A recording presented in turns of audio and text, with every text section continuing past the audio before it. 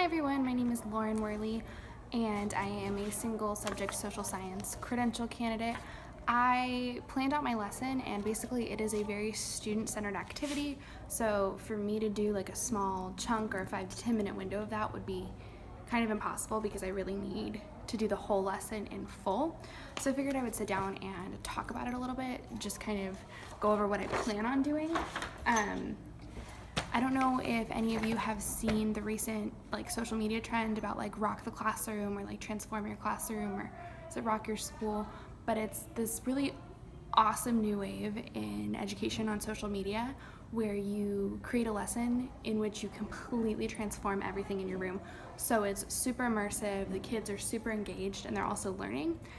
Now, I am not a full-time teacher, I'm a sub right now, so I don't have my own classroom, so I can't really transform the entire classroom, but eventually that would be the idea. So when I do teach this lesson to the kids for this course, it won't be the entire room that's transformed, but in the future when I have my own classroom, it will be. The overall idea of the lesson that I'm planning, so the standard is about the 1920s and learning about the political, social, and economic factors that contributed to the Roaring Twenties.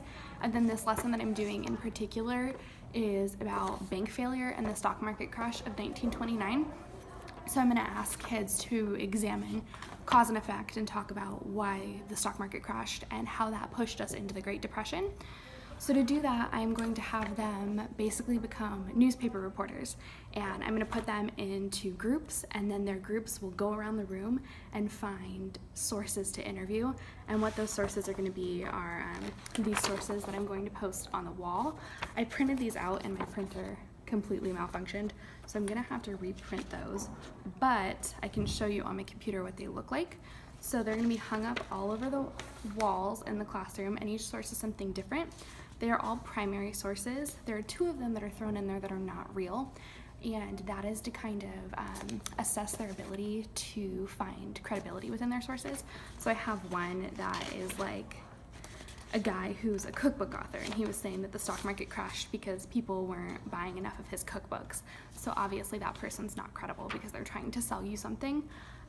So I'm really looking for kids and students that are going to pick that out and deem that source as, essentially useless because it's not credible.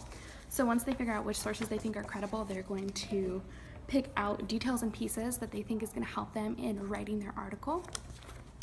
After they've done that, they are going to be given a piece of paper, I'm thinking maybe half of this size, and at the bottom they are going to work in a group to write their newspaper article all about how and why the stock market collapsed. And then at the top they are going to do an illustration, which is going to be a political cartoon. And then at the end, if there's time, and if not, theoretically you could do it the next day, we can present our findings.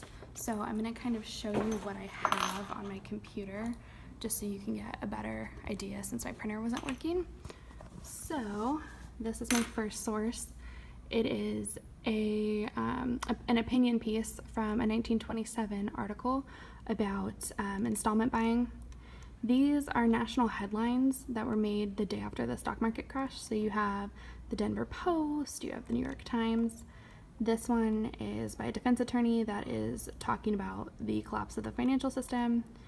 Then we have my 2 made-up ones. So this is the cookbook author.